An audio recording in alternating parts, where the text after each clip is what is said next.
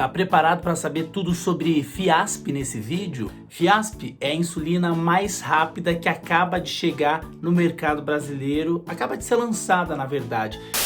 E essa ação rápida só é possível porque foi agregado aí uma proteína de forma simples. Como que a gente pode explicar? Existe uma restrição de idade para o uso dessa insulina.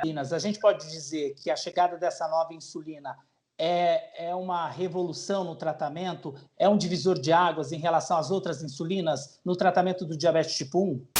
E nesse vídeo eu vou esclarecer todas as suas dúvidas, então assista até o final, já se inscreva aqui no canal, aperta o sininho, dá o seu joinha e vem comigo. Eu sou o Tom Bueno, um diabético. Bom, pessoal, é o seguinte, eu tô aqui com a caneta, né? Eu não faço uso de bomba, mas eu ainda não usei a Fiasp. Eu vou fazer o uso dela a partir de hoje, mas antes eu bati um papo com a Denise Franco para entender tudo sobre Fiasp e eu vou compartilhar com vocês. Acompanhe só nosso papo. Pois é, pessoal, a gente está aqui recebendo no canal Um Diabético Denise Franco, endocrinologista, uma popstar do diabetes, aí do tratamento do diabetes. Seja bem-vindo, Denise. Obrigada, Tom. Prazer estar aqui com você. O prazer é todo meu para falar de um assunto super importante. Lembrando que esse vídeo não tem questão nenhuma comercial, é um vídeo informativo para explicar sobre essa nova tecnologia, essa nova insulina que chega ao mercado brasileiro, que é a Fiasp, né? O que é a Fiasp, Denise? A Fiasp é uma insulina que tem, de novo, na verdade ela é uma insulina que a gente já conhece, que é uma insulina que a gente usa mais rápida, né? E que agora ela tornou mais rápida ainda. Então é como se eu tivesse uma insulina que foi modificada e essa modificação fez com que pessoas que têm diabetes possam hoje comer e tomar essa insulina no momento em que comem. Porque até então eles têm que comer e tomar insulina antes. Então, na verdade, tem isso de novo. Então, na verdade, o que a gente fazia antes, né? O que a gente tem no mercado brasileiro, tinha até então, era aquela insulina de ação rápida, mas que você precisava tomar um pouquinho antes de se alimentar, né?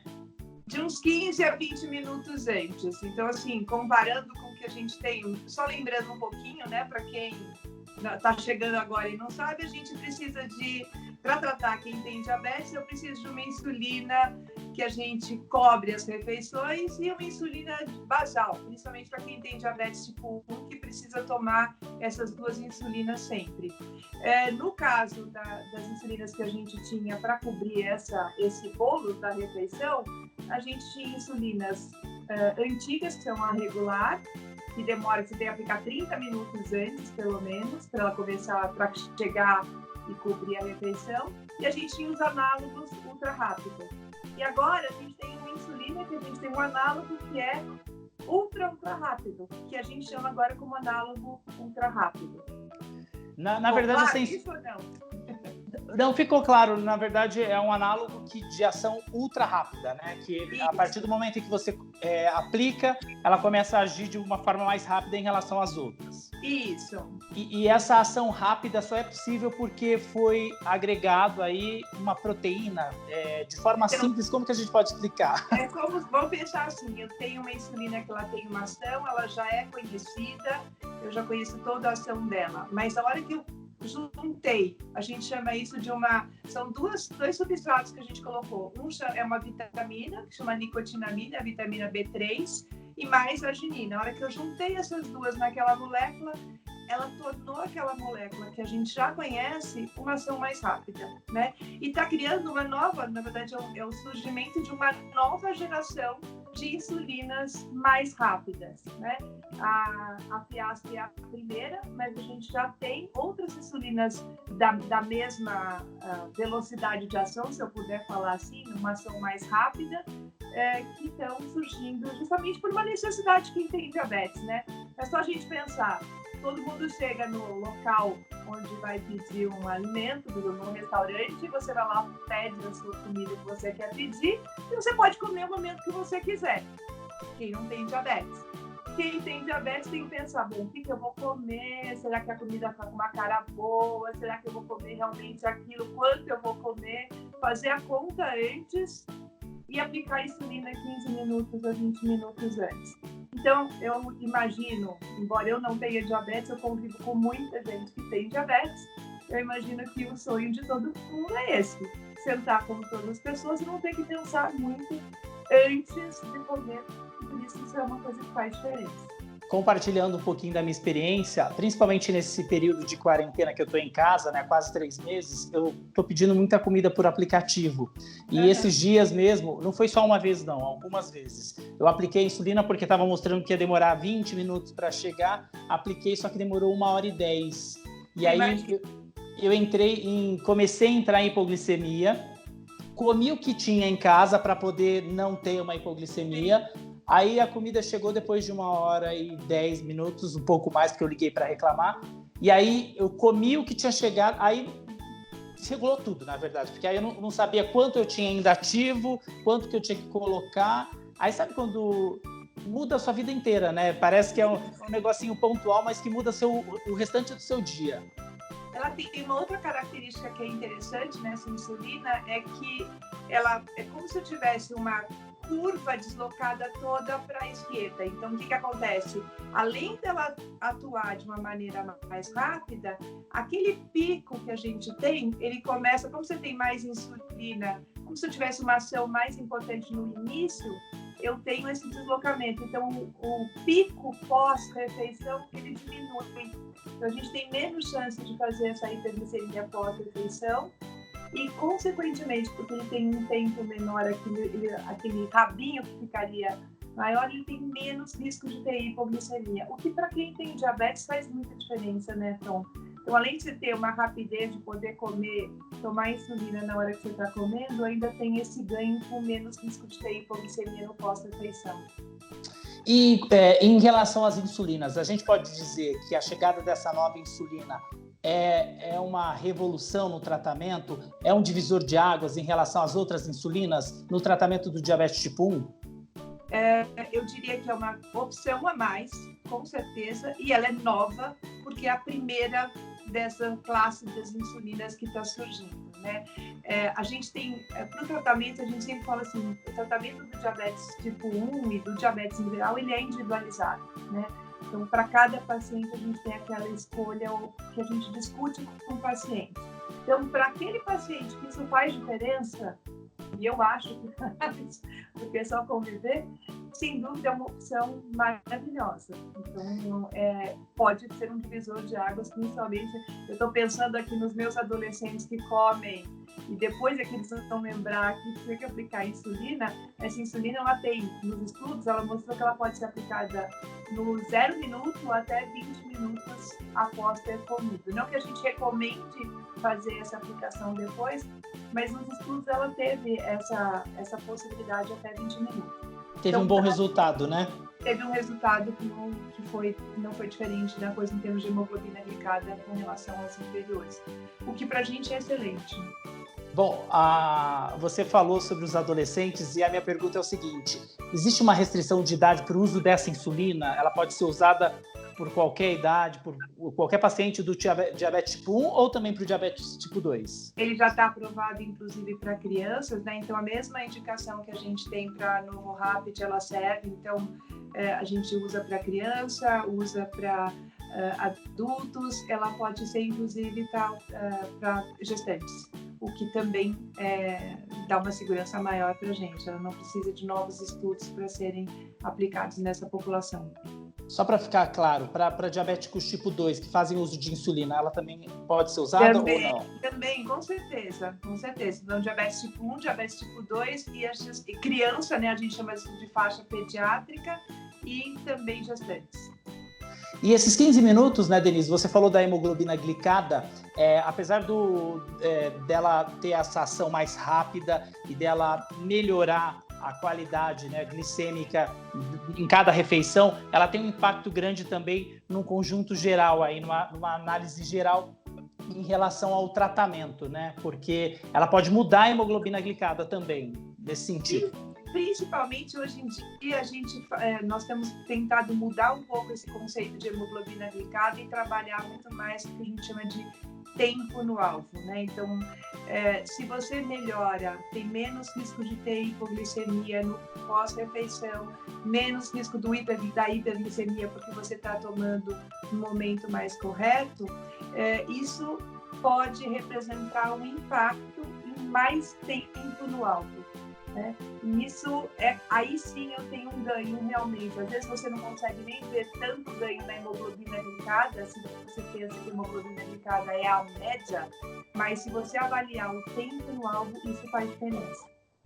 São duas formas de avaliação. Aí hoje os especialistas, os médicos prestam bastante atenção em relação ao tempo no alvo, né? Quanto tempo você consegue manter a sua glicemia dentro desse alvo estabelecido? É só você imaginar, por exemplo, um paciente que começou a fazer um controle um pouco mais rígido vamos supor que você estava lá com a hemoglobina glicada em 7,8, né?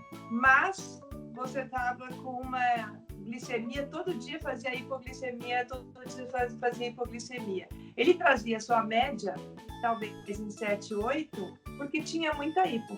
Às vezes o paciente está lá, começou um tratamento mais intensivo, diminuiu as hipos, ele falou assim, nossa, mas eu estou com o mesmo 7,8, ou eu estou com 7,9, como é que eu posso ter melhorado? E aí, quando você vai analisar o tempo no alvo, isso é o que impacta. Então, é importante a gente discutir com o paciente hoje, não só hemoglobina glicada, porque se você falar só de hemoglobina glicada, você não está trazendo um dado a mais, né?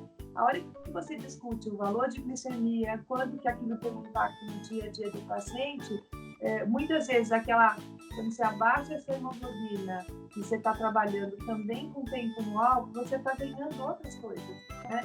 E isso, o tempo no alvo hoje está correlacionado a maior risco. Por exemplo, quanto mais na meta você está, quanto mais no alvo você está, você tem menos risco de ter complicação ao longo dos anos.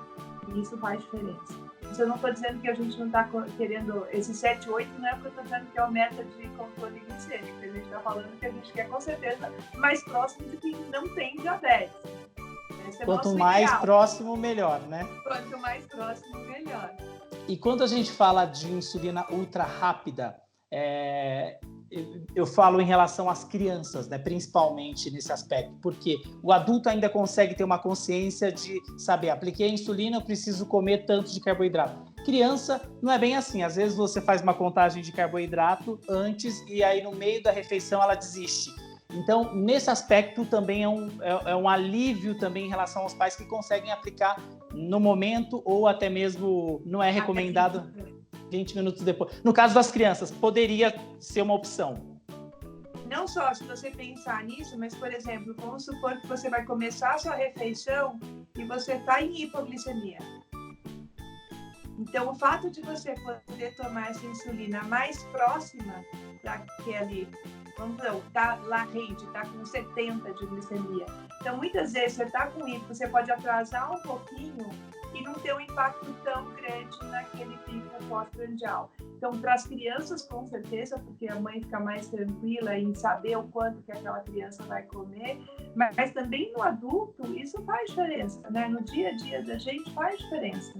É só você imaginar que se você não aplicar, por exemplo, aquela que você quer aplicar 15 a 20 minutos, se você puder aplicar na hora que é seu lanche, a sua comida chegou, isso vai te dar mais segurança. Mesmo que sua glicemia esteja mais baixa, você sabe que você tem uma margem de segurança para aplicação. Então ela pode ser usada também tanto a caneta como para quem faz o tratamento com a bomba de insulina.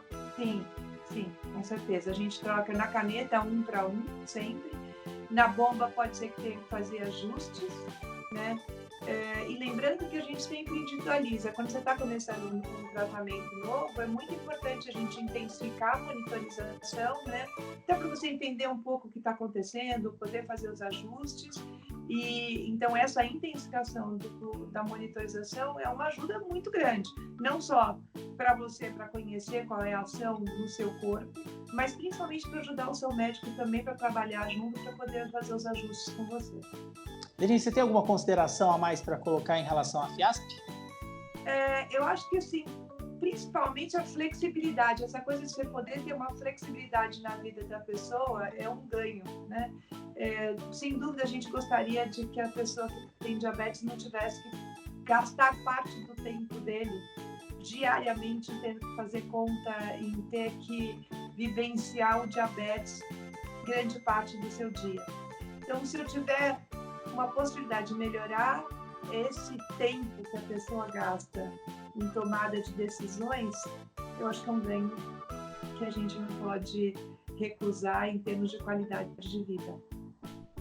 Isso aí, sem dúvida nenhuma. Lembrando que é uma insulina que chega agora no mercado brasileiro, já está à venda em algumas farmácias, se eu não me engano começou recentemente a venda.